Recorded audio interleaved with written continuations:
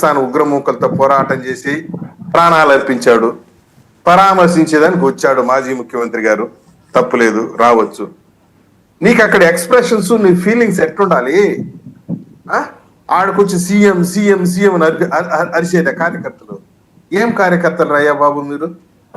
ప్రాణాలు అర్పించింది, దేశం కోసం త్యాగం చేసింది ఒక సైనికుడు. అమరహే మురళీ నాయక్ అంటే ఎట్లుంది, జగన్ జిందాబాద్ అంటే ఎట్లుంది సందర్భంలో? సింపుల్ గా ఆలోచించండి.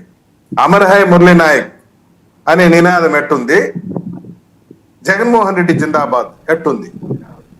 ప్రాణాలు అర్పించింది ఎవరు? దేశం కోసం పోరాటం చేసింది ఎవరు? మురళీ నాయక్, జగన్మోహన్ రెడ్డి?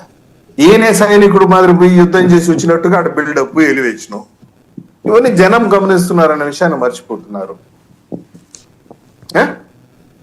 దేశం కోసం ప్రాణాలు అర్పించింది మురళీ నాయక్, ఒక గిరిజన బిడ్డ ప్రాణాలు ఇచ్చాడు, గర్వించదగ్గ విషయం. భరతమాత ముద్దు బిడ్డ. అక్కడికి వచ్చి అమర్ హై మురళీ నాయక్, జోహార్ మురళీ నాయక్ అంటే ఒక నిజమైన నివాళి అర్పించినట్టు. ఆడికొచ్చి చుట్టుపక్కల పిల్లకాయలంతా ఎగిరేది, అన్న పులి అనేది ఒకడు, అన్న సింహం అనేది ఒకడు, అన్న ఇది అనేది ఒకడు. అదేదో మీ పార్టీ ఆఫీసులో అరుచుకోండి, వేరే సందర్భంలో అరుచుకోవచ్చు కదా. నిజంగా పులి ఎవరు అంటే మురళీ నాయక్ పులి అక్కడ. ఎందుకంటే ప్రాణం అర్పించి వచ్చాడు దేశం కోసం.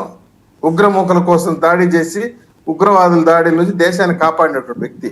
ఇవన్నీ వదిలేసి ఇంకా కూడా ఓల్డ్ స్టైల్ పట్టుకొని ఓల్డ్ ఫ్యాషన్ తోనే పాలిటిక్స్ చేసుకుంటూ పోతున్నాడు ఆయన.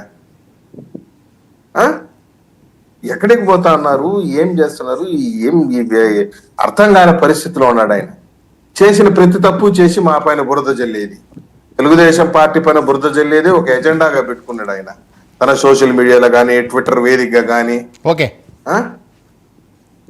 రైట్. ఓకే శివపార్తి గారు, వర్మ గారు, ముందుగా మీకు ప్యానెల్లో ఉన్న పెద్దలకి, వీక్షకులకి గుడ్ ఈవినింగ్ అండి. చెప్పండి వర్మ గారు. వంశీకి బెయిల్ వచ్చిందండి. మీరు చాలా కక్ష సాధింపు చర్యలు చేశారట కూటమి వాళ్ళు. అయినప్పటికీ కూడా ఆయన పోరాడి న్యాయస్థానాన్ని ఒప్పించి మెప్పించి ఆయన బెయిల్ తెచ్చుకున్నారు. ఇంకా జగన్మోహన్ రెడ్డి గారి క్రేజ్ చూస్తే